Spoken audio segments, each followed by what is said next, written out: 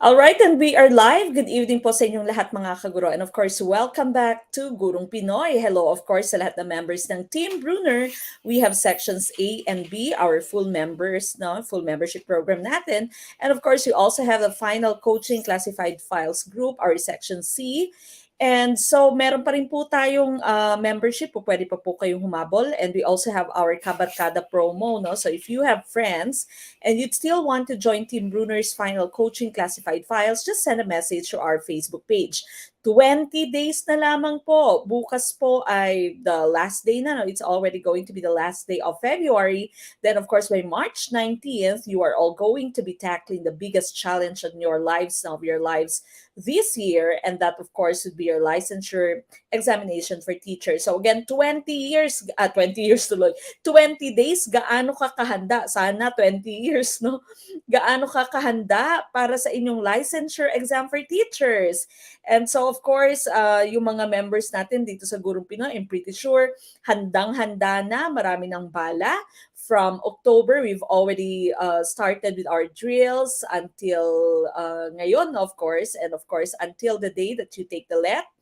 Until the night prior to you taking the let, marami pa rin po tayong pabaon. And so again, if you are still not a member, po pwede pa pong magpa-member, just send a message to our Facebook page para mabalikan po lahat ng ating full-length videos. And of course, you can download our files, you can answer our quizzes, okay? Now, tonight's discussion, of course, is part of your final coaching. And para mas ganado pa tayong mag-review, of course, we have our 100,000 pesos na incentive for our top-notcher. No? So top 1 for March 2023, sana ikaw na yan, no? Sana ikaw na to. Tap your back or tap your shoulders para ganado kang mag-review. And of course, sabihin mo sa sarili mo, kayang-kaya mo yan. Itap mo yung inyong licensure exam for teachers para makuha natin hindi lamang yung incentive, of course, pero para yung titulong para makuha natin yung titulong licensed professional teacher. Now, one of the greatest achievements that you can become, of course, isa sa stepping stones mo para maging ganap na guro. No? It might be in a private school or in a public school. So again, that's 100,000 pesos for our top 1 for March 2023. Now, of course, we also have Team Skinner. Team Skinner po is our Let September 2023 program. And of course, we have 300 slots only for 2,000 pesos. And that's Gen Ed, Prof Ed, and Majorship. And so kung gusto nyo po mag-avail ng ating Team Skinner and you'd want to have a discount, po pwede nyo pong i-avail one of those slots.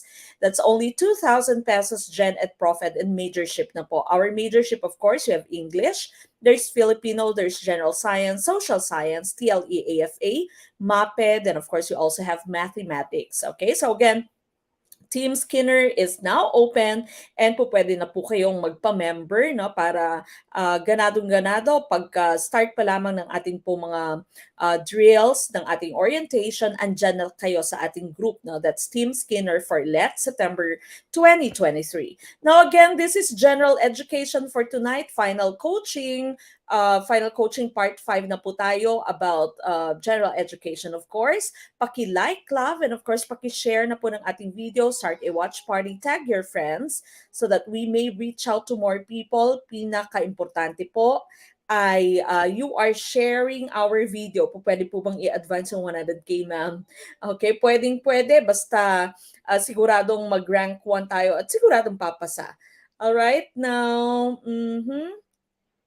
mga quizzes sa English major, meron po kayong mga files, ma'am, sa English majorship niyo po. Meron tayong files sa lahat ng majorship. You have your files there. Meron po kayong mga worksheets doon, okay? So, puntahan lamang po yung inyong exclusive groups. Okay? So again, this is Gen Ed under Final Coaching Part 5. But of course, let us all start with our opening prayer. So samahan niyo po ako mga kaguro.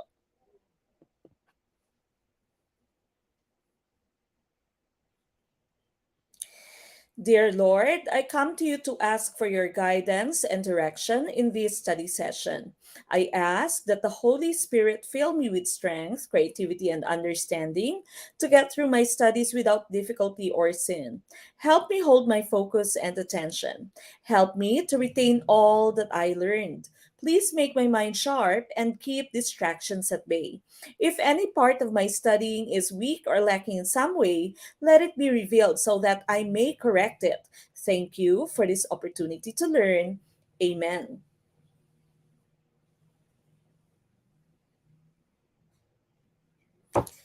All right, now once again, final coaching part 5 for general education. Paki-like, love, and share na po ng ating video. 20 days to go. Arriba na mga kaguro. Let us all start with question number 1. Okay, number 1. Very common question. This is true about dominant genes. Would it be letter A? Are aggressive and expresses the more beneficial traits. Letter B should be paired with a recessive gene in order to be expressed.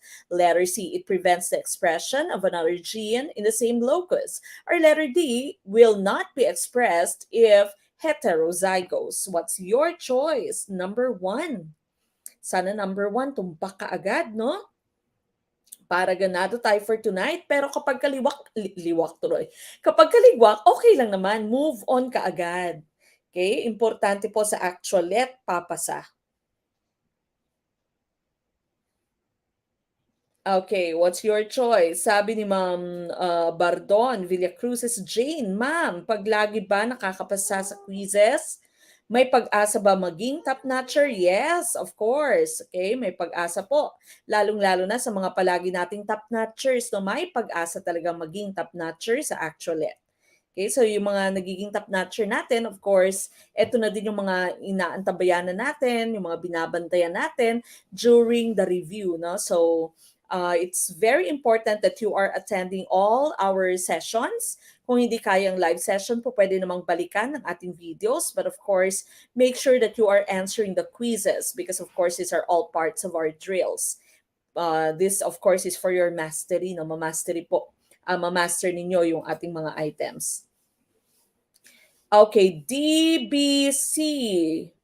Aha. Okay, so I think some of you are still confused as to the answer of this item, no? Medyo meron pa mga naliligaw, siguro merong mga nangyari, bakit kayo naligaw, merong napanood at hindi parehas yung sagot or hindi tama yung sagot, no? So again, make sure that you are checking the right choice, okay? I see a lot of letter A's, letter C's, okay? All right. Now, going back to your item here, this is true about dominant genes. We are talking about dominant genes. Now, remember, you actually have two versions of your genes or what you call your alleles. Alam na alam ito ng ating mga Gen Sci major. Okay, so whenever you are talking about your alleles, these are different versions of your genes. Meron kang dalawang klase, the dominant type and of course the recessive type. Okay, mamaya i-explain ko no, kung ano po yung kanilang difference. But the correct choice here, ang ating pong tumpak na choice dito is letter C. It prevents the expression of another gene in the same locus. So letter C for question number 1. Medyo marami pang ligwakers, no? Akala ko basic na itong question natin. Okay, although it may be true that your dominant gene is aggressive, okay, although it may be true, no? Pero ang mali po kasi dito is it expresses the more beneficial traits. Not all traits that are expressed by your dominant gene are beneficial. Sometimes meron din namang traits na hindi beneficial, no? So mali po yung parte na yan ng ating letter A. Letter B mo should be paired with a recessive gene in order to be expressed. Ito po ay kabaliktaran, no? So ito yung true. This is true about your recessive gene. Dapat ay na-pair din siya sa isang recessive gene para siya ay ma-express. Okay? So letter D mo will not be expressed in if heterozygous. This is also true about your recessive gene. And so the correct choice here is letter C. Now, puntahan natin yung ating slide. No? So, again, you have what you call your dominant allele and your recessive allele. Now, whenever you are making your crosses, no, whenever you are solving your genetics problems or genetics questions sa biology, you'd always make use of what we call the Punnett squares. Ito po yung Punnett squares para siyang multiplication table ninyo sa math, no? So your dominant alleles would always be represented by capital letters at ang ating pong recessive allele would always be represented by your small letters as you can see in our screen. So again, yung difference po between your dominant allele and your recessive allele is that from the term itself, no, dominant, kapag sinabi mong dominant siya, kumbaga siya yung lider-lidera, no? Gusto niya siya palagi yung nasusunod. Kaya yan kanina yung ating choice, no? It prevents the expression of another gene in the same locus, okay? So dominant po, dominant allele yan. Pero pag sinabi mong recessive allele, minamask siya ng inyong dominant allele in a heterozygous. Ano naman yung ibig sabihin ng heterozygous and homozygous? Okay, homozygous and heterozygous. Pag sinabi mo pong homo, of course, that means the same. Okay, so homozygous, if you have homozygous genes, parehas lamang yung inyong allele, no? So, for example, this one right here, no? Capital B, that is homozygous dominant. Ang sa nasa gawing ibaba mo naman po, small b, that would be your homozygous recessive. Okay?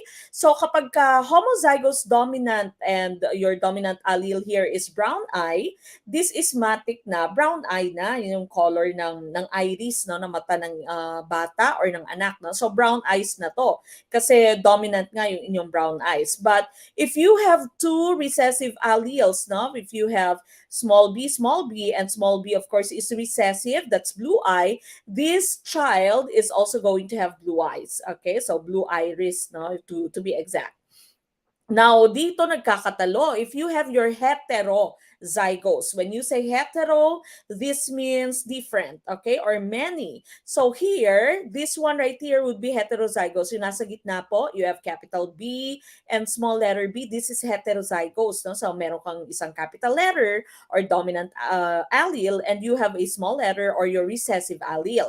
Now, in this case, since you have a capital letter B, which is dominant, kahit na may small letter B ka pa dyan na recessive, your dominant allele, which is brown eyes, would mask the expression of your blue eyes. Kaya ito kanina yung ating choice, no? Your dominant gene or dominant allele would mask the expression of another gene or allele in the same locus, particularly your recessive gene or recessive allele. Okay? So, letter C ang ating tumpak na choice. Alright? So, sana po na-gets natin, naintindihan. Good evening sa mga first-timers. Please comment your place, no? Sabi ni Gurong Pinoy. Okay? So again, if you are a newbie, hello po, good evening.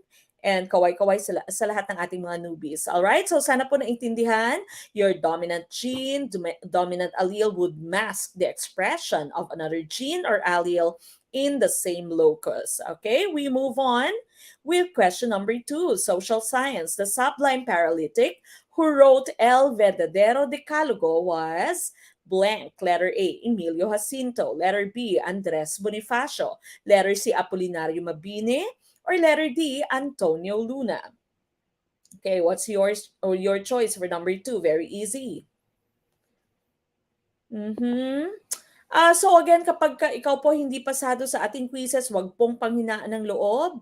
These are just drills. Yung importante po ay tayo yung natututo. No? So every time that we have our discussion, nakikita ninyo kung saan kayo nagkamali, na-analyze ninyo yung questions, and you learn to discern. No? Bakit ba mali yung aking sagot? Saan nagkamali? Ano ba yung aking pagkakaintindi? Bakit iba yung pagkakaintindi ko sa question? Okay? Para po yung skill na yan, mabitbit nyo po, maibaon nyo po. After 20 days, my God, 20 days na lamang po, ayan na yung inyong licensure exam for teachers. After 20 days, sana ready na at maipapasa na yung inyong licensure exam. Okay, sure na. Letter C for number 2.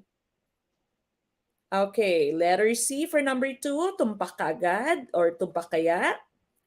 Okay, the correct choice here, of course, is letter C, Apolinario Mabini. Now, you have the term paralytic because, of course, he was a paralitiko. Dati, sinasabing dakilang lumpo. No? Dakilang lumpo. Hindi ko lang alam kung politically correct pa rin siya or accepted pa rin siya yung terms na yan ngayon. Okay, so Apolinario Mabini po yung ating hinahanap. The rest of your items, of course, Emilio Jacinto is known as the brains of the Katipunan. Isa siya sa mga military advisors ni Andres Bonifacio. And of course, he was the one who wrote the Cartilla, no, yung mga rules inilatag sa the Cartilla, yung rules ng mga katipuneros natin. Andres Bonifacio, of course, is known as the father of the Katipunan or the father of the revolution, si Supremo, ang tawag nila kay Andres Bonifacio. Antonio Luna, of course, he was also one of the fiercest of all the generals or all the soldiers that we had. Okay, so the correct choice here, of course, is letter C, Apolinario Mabini. Okay, lumabas ito noong October. Feedback coming from Danica Nepomuceno. All right, so again, the correct choice would be letter C. We go to number 3. Tumpak, glory to God, sabi ni Facebook user. Taga-Ilog si Antonio Luna, tama. All right, number 3. A rectangular block of steel has dimensions of 5 meters by 10 meters by 15 meters and weighs 1,000 newtons. How should this block be placed to exert the least pressure on the surface? Would it be letter A, on the 5 meters by 15 meters side? Letter B, all sides exert equal pressure? Letter C, on the 10 meters by 15 meters side? Or letter D, on the 5 meters by 10 meters side? What is your choice? Number 3, physics. Okay, Sir Jess Soriano, mag-ingat sa pagpipindot. Okay, namamali daw pindot ni Sir Jess. All right, number 3, ICCs. Tama kaya ang letter C for number 3. Okay, so sabi po ng inyong number 3, meron kang rectangular block of steel, no? Isang block, isang bloke, and you have the different measurements of the sides. No? So 5 meters, and 10 meters, and 15 meters, and the weight is given as 1,000 Newton. Okay, or 1 kilonewton. How should this block be placed to exert the least pressure on the surface? I see a lot of letter C's. Tama kaya ang letter C? Okay, now the relationship that you need to remember here is that surface area is inversely proportional to pressure. Okay, again, surface area is inversely proportional to pressure. So, sabi ng question mo dito, you want the least pressure. Gusto mo yung pinakamababang pressure, no? Ayaw mo ng masyadong pressure. Okay, so you want the least pressure. That means we need to get the highest surface area. Now remember, how do you get the area? You simply multiply the sides, okay? Since this is a rectangle, okay? So hanapin natin ngayon yung pinakamataas na area dahil we want to get the lowest pressure because sabi natin, your area is inversely proportional to the pressure, okay? So we are going to look for the highest area. If you have 5 by 15, that would give you 75, no? All sides exert equal pressure. That means ligwakers na itong letter B, hindi po pwede. 10 by 15, that of course is 150. Then you have 5 by 10, that would just be 50. Okay, so that's the correct choice. The correct choice then would be letter C, okay? Because it is the highest of all the area computations na meron tayo sa ating choices, that would give us the least amount of pressure, the lowest pressure. Okay, so letter C, sana po ay naintindihan kung bakit letter C ang ating tumpak na choice. Sir James Torres, thank you po Coach Mac. Malaki po ang tulong ng Gurong Pinoy. I'm certified LPT na. Proud Classified Files member po. Okay, congratulations Sir James Torres. Nakapag-oath na yata si Sir James. Okay? So again, meron po tayong Barkada promo for our classified files na group for March 2023 with 20 days left and hindi pa po kayo handa, magpa-member na po kayo ng classified files group natin. You can join, of course, our final coaching and of course, all the files, the secret files, the files na bala, baon talaga, blessings ng ating mga kaguro ay inyo pong makikita at inyo mada-download. If you want to print po, pwede nyo pong i-print. Okay? So, the correct choice here again is letter C. Letter C ang tumpak na choice. Okay? We go to question number 4. What will happen to a plant cell in a hypotonic solution? Letter A, to effect, dapat no effect ito. Sorry po for the typo. No effect on the plant cell. Letter B, the plant cell will swell. Letter C, the plant cell will develop a thickened cell wall. Letter D, the plant cell will shrivel. What is our choice for number 4? Ayan, sabi ni Facebook user, C pala. Sa review center, D ang sagot. Okay, so minsan nakakalito, may mga naliligaw. Okay, so again, dapat alam natin no, kung ano po yung ating tumpak na choice. Okay, for I see letter B is we are looking for the effect of a hypotonic solution in a plant cell. LPT soon, Ma'am Rosaline Capiz. Congratulations in advance, ma'am. Okay, for letter B, karamihang choice ninyo, the correct choice here is letter B, okay? So letter B is tumpak for question number 4. Team Brunner po, hindi po siya madidelete after March, okay? Andyan pa rin po yung inyong teams. Alright, so again, we are looking at the different types of solution. No? So here is our explanation. Now, the terms that you find at the bottom, makinig po, especially if medyo nalilito pa rin po kayo, no? The terms that you find here at the bottom, these are the different types of solution that you have. Depende po ito sa dami ng solute sa inyong solution. Remember, your solute and your solvent. Ang inyong solute, yan po yung tinutunaw. Example mo, your sugar, your salt, these are some examples of your solute. Ang solvent mo naman, siya yung pangtunaw. Kaya sinasabi natin minsan water is the universal solvent, di ba? And so when you say hypertonic solution po, ang hypertonic solution, marami yung solute. Hyper means sobra, di ba? Hyperactive. Sobrang active, no? So hypertonic solution, marami yung solute, konti yung solvent. Okay? So that means very concentrated type of solution. ISO in science means equal, balance. Okay? So almost the same yung amount ng solute no, sa inyong cell at sa inyong solution. Hypotonic naman, hypo means low, okay, low, no, lower. And so hypotonic solution, konti yung solute, marami yung tubig, okay? So marami yung tubig. So this means malasyaw, no? Malasyaw, hindi siya concentrated, hindi siya matapang na klase ng solution. Okay, now these are this process here is actually what you call osmosis. Palagi din pong lumalabas yung term na osmosis sa inyong licensure exam for teachers. Pag sinabi mo pong osmosis, this is the diffusion of your water molecules. Water moves from an area of high concentration, an area kung saan mas maraming tubig, to an area where there's a lower concentration of water molecules. So, yung tanong natin kanina, nilagay mo yung cell in a hypotonic solution. Sabi natin, in a hypotonic solution, konti yung solute, marami yung tubig. And so, mas marami yung tubig mo sa inyong solution, mas konti yung tubig mo sa inyong cell, and so the movement of particles or your water particles or water molecules would be from your solution going inside the cell, kaya po swollen yung cell natin. Okay? Dahil yung water molecules mo ay pumasok sa inyong cell because your solution has more water molecules than your cell. Okay? So, swollen yung inyong cell. That would be the correct choice. Okay? So, yung tandaan lamang po, hyper, the cell will shrink. Hypo, the cell will swell. Isotonic solution, no net movement. Kumbaga, wala pong changes sa ating cell. All right. So again, the correct choice there was letter B. The plant cell will swell. The cell will swell in a hypotonic solution.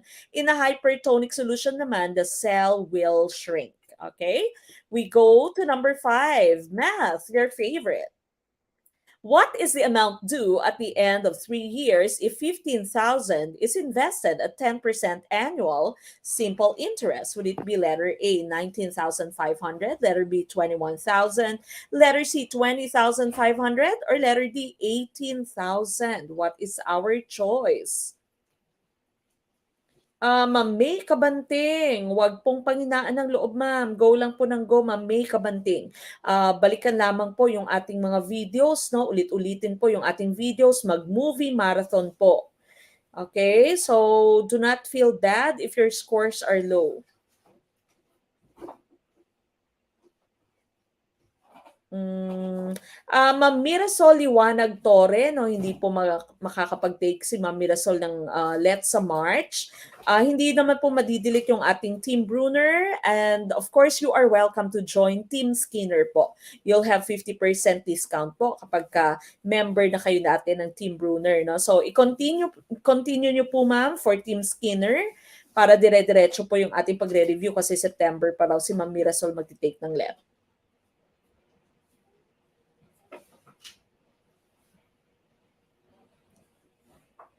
Aha.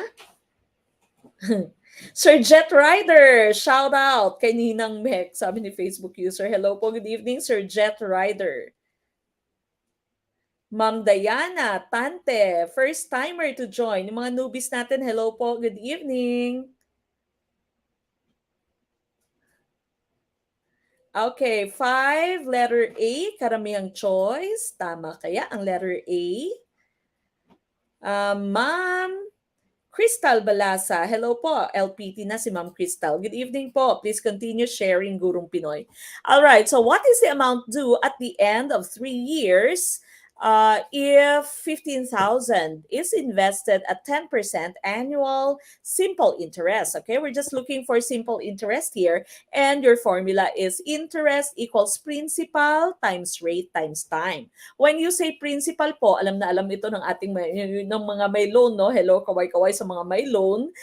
Principal, when you say principal, ito po yung unang amount na inyong kinuha, no? Yung kumbaga yung body, yung base ng inyong kinuha na amount, no? So that's your principal.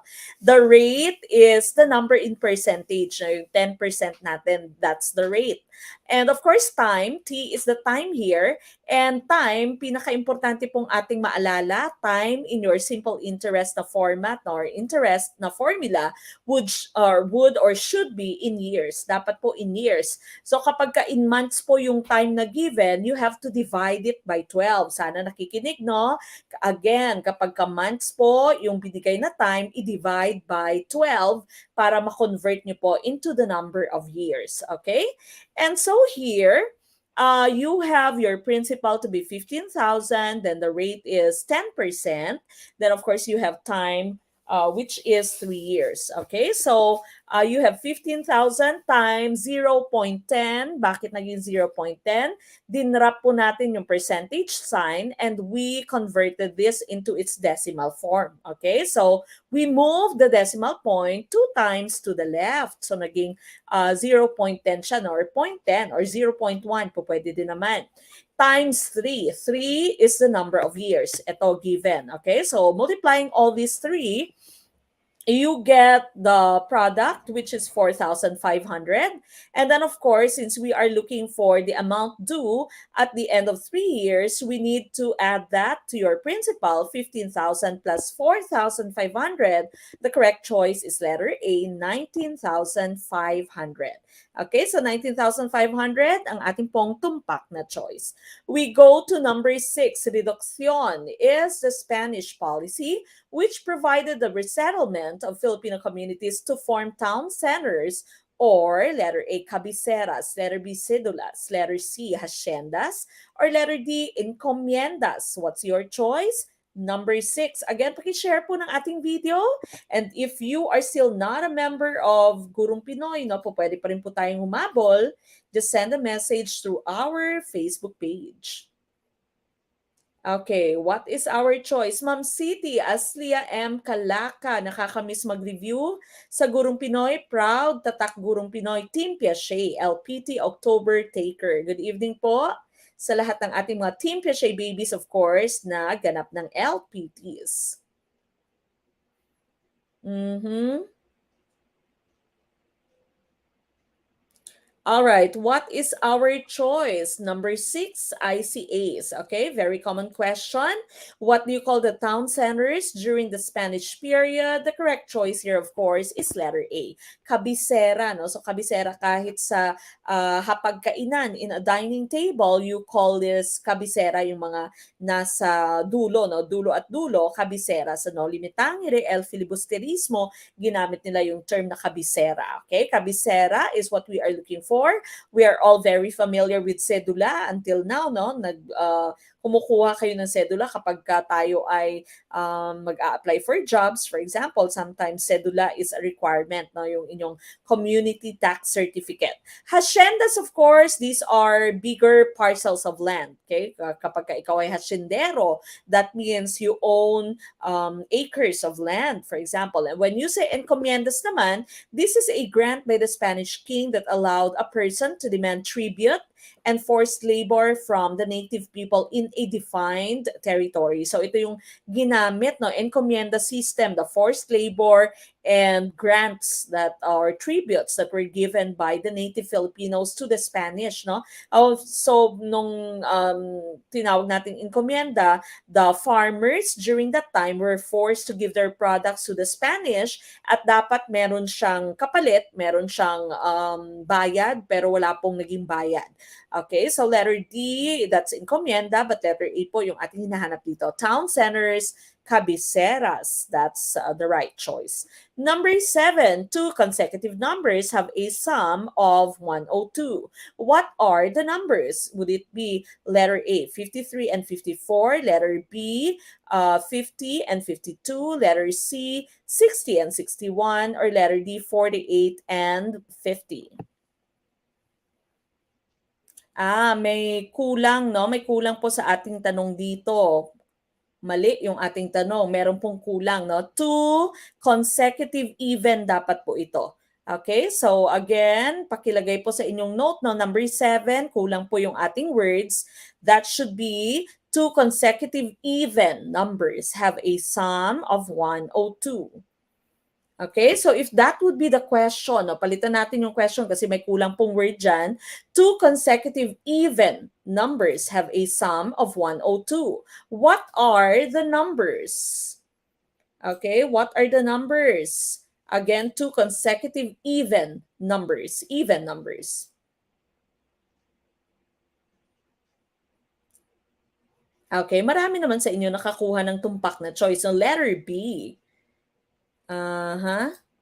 Okay, so yan, yung sinasabi ninyo, add mo lang, no? Kasi yung iba naman hindi 102. So, there really is no need for you to solve this. So, if you add 53 and 54, hindi siya 102, that would be 107. 50 and 52, that would be your right choice. Okay, so 50 and 52, yabang factor, no? Ang ating pong tumpak na choice. 60 plus 61, that's what? 121. 48 and 50, that's 98. Okay, so letter B ang ating pong tumpak na choice. So kahit na may kulang, no, may kulang na word, alam nyo na kung ano yung magiging tumpak na choice and you should have known kung paano po siya isosolve. No? There really is no need talaga naman to solve but you simply have to add up and matik na. So sabi ni Sir Jet Rider, matik na, yabang. Okay, number 8. Uri ng panghalip na ginagamit na panturo sa mga bagay. Ito ay letter A, pamatlig, letter B, panaklaw, letter C, palagyo, or letter D, palayon. Sir Glester, humuhugot. May kulang ba sa akin? Saan ako nagkulang? What is our choice? Number 8, maulan at mahangin ang gabi. Sana may mga kayakap tayo. Okay? Sir Mikey Magliba? Or Ma'am Mikey Magliba? Hindi ko po kasi nakikita yung inyong picture naman. Pwede po ba pa-extend until April yung mastery sa diagnostic? Okay, pre-board. para sa mga OFWs na magti-take ng exam. April pa po kasi schedule ng examination. Thank you po in advance. Sir Mikey or Ma'am Mikey, pakisend po ng message sa ating Facebook page, no? Para po manote ko po, Sir Mikey, at baka pakilagay na rin po ng inyong email address. Okay, baka makalimutan ko po.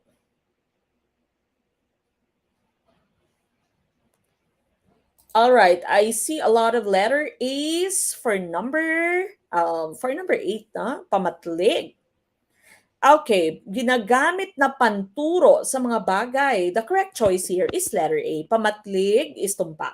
Let's take a look at the different types of panghalip. Of course, in English, this would be your pronouns. Okay, so pronouns. Uri ng panghalip. Unang-una, meron kang panghalip na panao. Ito po ang panghalili sa ngalan ng tao. This is what you call personal pronouns in English. Okay, so siya, ikaw, sila, these are examples of your panghalip na pamatlig. Panghalip na panao, sorry. Panghalip na pamatlig, ito yung ating hinahanap at ito ay gamit panturo. Demonstrative pronoun in English, iyan, ito, iyon are examples. Pananong, of course, from the term itself, ito po yung gamit natin sa pagtanong. Interrogative pronouns in English. Ano, sino, kanino, okay? Panaklaw, ito po ay nagsasaad ng dami o bilang, indefinite pronouns in English. Lahat o alinman are examples. Then of course, you have pamanggit. Ito ay pang-ugnay ng dalawang salita. These are your relative pronouns, and examples for this in Filipino would be na and nang. Okay, na and nang. Alright, now, ang palagyo at palayon mo naman, choices C and D, ito po ay mga magkaibang gamit ng panghalip. Kapag kapalagyo, ang panghalip mo, ang panghalip panao mo, ay ginagamit bilang paksa o simuno sa isang pangungusap. Okay, so if you have a pronoun at ginamit ito bilang subject ng isang sentence, you call this palagyo. Okay, palagyo. Ang palayo naman, ito ay ginagamit na layon ng pandiwa o tagatanggap ng kilos. Kumbaga is object siya, no, sa inyong sentence. Okay? But we were looking for letter A, pamatlig, for question 8. We go to question number 9. Decomposition is an important process in which a substance is broken down into products that can be useful. Organisms capable of decomposing are called letter A, autotrophs, letter B, producers, letter C, primary consumers, or letter D, saprotrophs. Si Ma'am Princess Makala, mahina daw yung signal. Okay lang po, ma'am, no? So waiting na lang for the PDF file later. Okay, from Mindanao, Lanao del Sur. Good evening po sa lahat ng ating mga Muslim brothers and sisters. Ganun din sa ating mga Christian brothers and sisters. Good evening po sa inyong lahat. Okay, number 9, ICDs. Tama kaya ang letter D, saprotrophs. Okay, so sabi dito, decomposition, very important process in our environment. Now, if there is a question, baka makita niyo pong question sa Gen Ed or it might be in Gen Sci. No? Why is decomposition very important? Decomposition, another term for this is decay. It is very important because this is a process that puts back the nutrients to the soil. No? Binabalik yung nutrients sa ating soil. Okay? If there's no decomposition, if there's no decay, then our land, the earth, is going to be covered with dead bodies. Okay? So you can imagine kung walang nabubulok, okay, puno ng patay yung ating pong earth, no? So, but because there is decomposition, the process of decay, yung mga patay ay nabubulok, and so naibabalik po yung nutrients sa ating soil. Okay? So sana all nabubulok. All right. Now, ang ating pong question dito, anong organisms or what are the examples of organisms that are capable of decomposing? Okay? The correct choice here, of course, is letter D. Saprotrophs yung ating hinahanap. Autotrophs and producers mo po, parehas lang po yan. When you say autotrophs, these are organisms that can make their own food. They can make their own food. They can manufacture or they can produce their own food. And so, tinatawag din po silang producers. Parehas lang po yan. And these, of course, are your plants because, of course, course, they can make their own food through the process which we call photosynthesis. No? So they are autotrophs or producers. Consumers mo naman, ito yung mga hindi or walang kakayahang gumawa ng sarili nilang pagkain, walang kakayahang mag-photosynthesize. And so these are animals. No? Another term for this is heterotrophs. Okay, so consumers or heterotrophs. So when you say primary consumer, ito po yung consumer mo. These are the animals that would eat the plants first, no? The primary consumer. So sila yung unang-una nasa food chain mo, una pagkatapos ng inyong producer. So sometimes we'd also call them the herbivores. Okay, because they are eating plants. But here we are looking for letter D, saprotrophs. So ito po, no, these are organisms that live on non-living organic matter and release enzymes to absorb nutrients. Some examples for this would be your bacteria, mushroom, your fungi or fungi, and of course you also have molds, no, slime molds. All right, so letter D for item number 9. Number 10, very easy. What is the exponent in the expression 13x squared plus y? Is it letter A, 2, letter B, x, letter C, y, or letter D, 13? Uh-huh. What is our choice?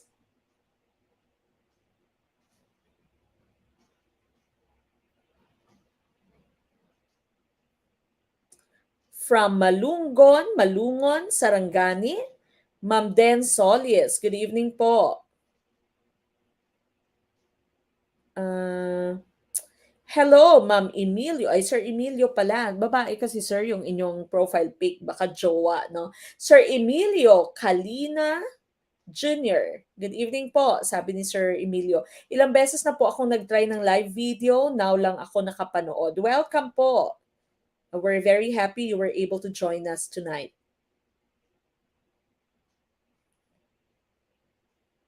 Okay, what is your choice for number 10? I see A's. Letter A, letter A. Tama kaya ang letter A for question number 10?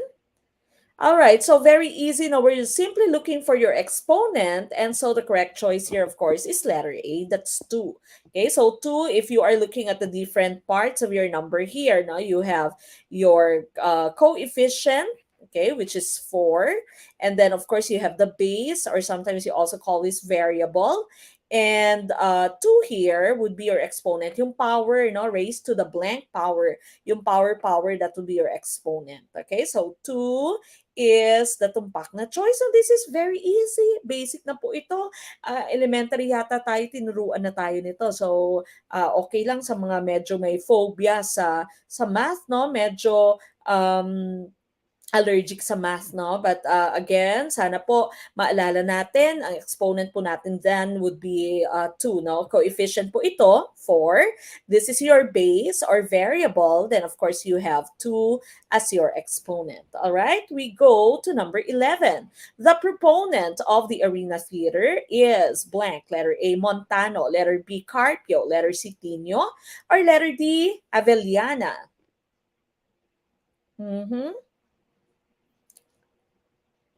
What is our choice? All right, so again, for you to enjoy the full-length video and download our materials, join Team Bruner by sending a message to our Facebook page. Our Facebook page, of course, is Gurong Pinoy. Okay, so pwede pa pong humabol. May barkada promo po tayo now for your final coaching and classified files. So I'm pretty sure hindi po kayo magsisisi. Magpa-enroll na po, magpa-member po. You still have 20 days. And of course, mag-movie marathon sa ating YouTube channel.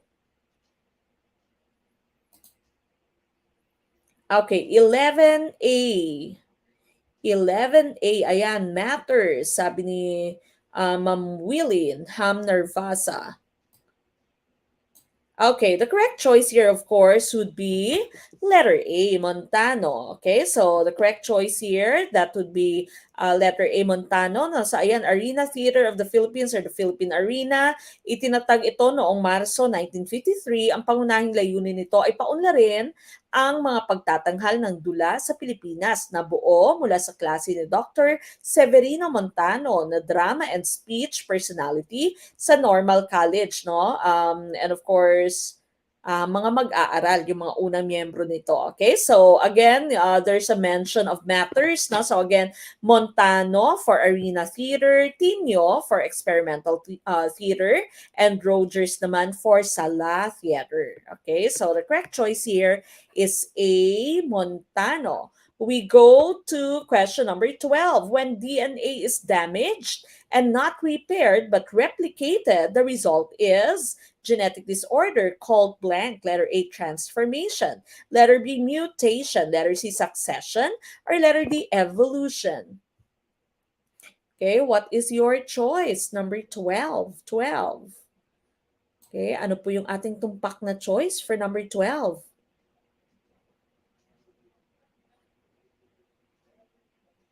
Mm-hmm.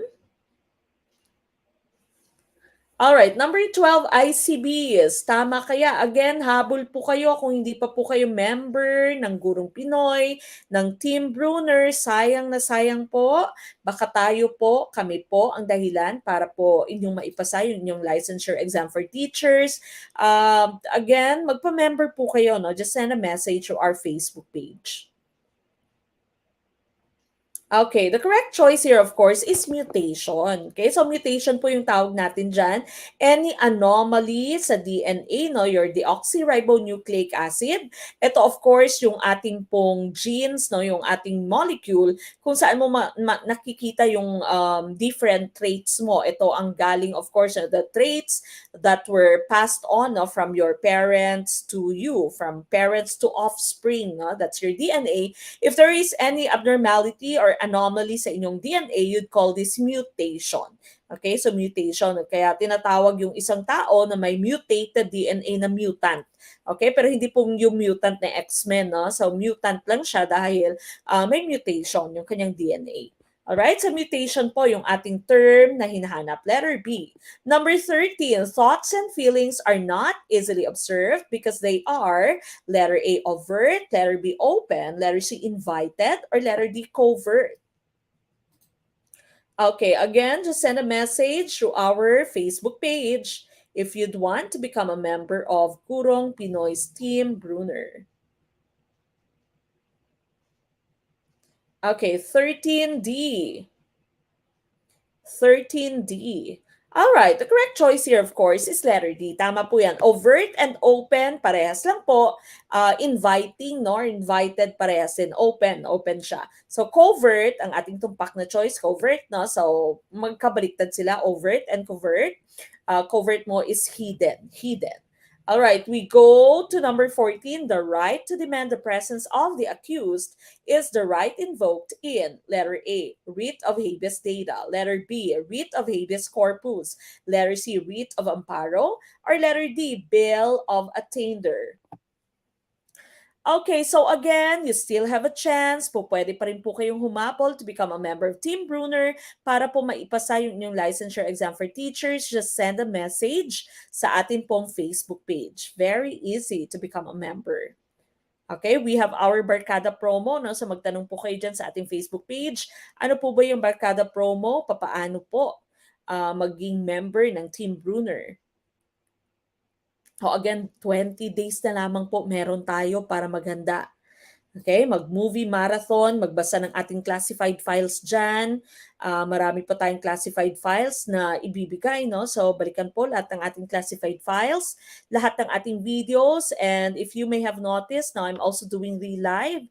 Inuulit ko po yung mga pangmalakasang videos natin, yung mga videos natin nakatulong sa ating mga passers na Team Piaget. Okay, so panoorin nyo po yan. That will be every 5 p.m. No? Kada hapon, alas 5 po, nagre-relive po tayo.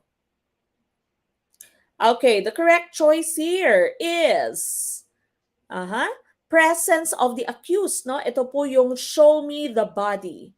Show me the body. Okay, so the correct choice here is letter B, habeas corpus.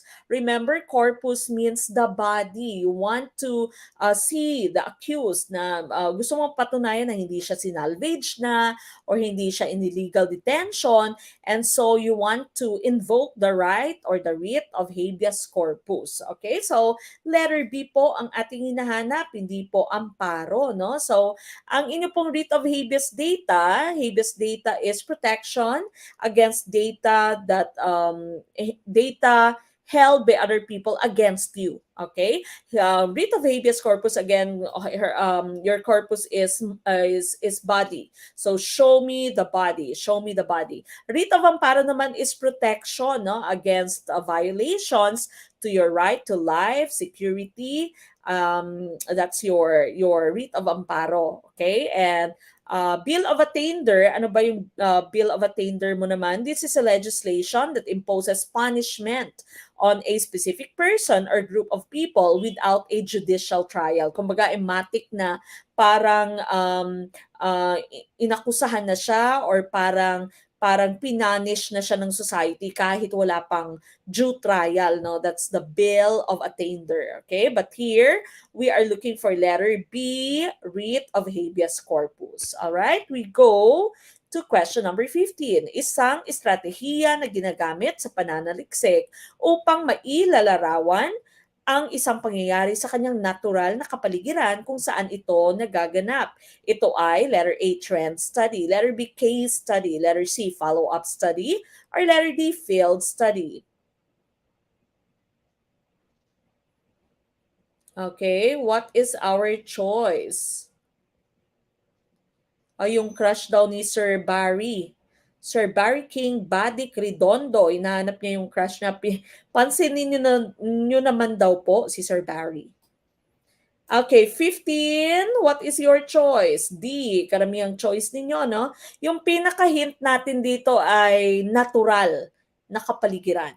Natural na kapaligiran. And so the correct choice here, of course, would be field study. Okay, so field study po yung ating hinahanap sa kanyang natural na kapaligiran, no? So that's the correct choice. Hindi po trend, case, follow-up, case study. This is about a specific case, no? Specific person, specific event, okay? But here, yung pinaka-hint ninyo ay natural na kapaligiran, and so, letter D is our choice. Number 16, isang uri ng panulat na karaniwang ginagamit ang akmang pantig at tugma sa mga taludtod ay letter A, kwento, letter B, talumpate, letter C, sanaysay, or letter D, tula. Okay, what is our choice?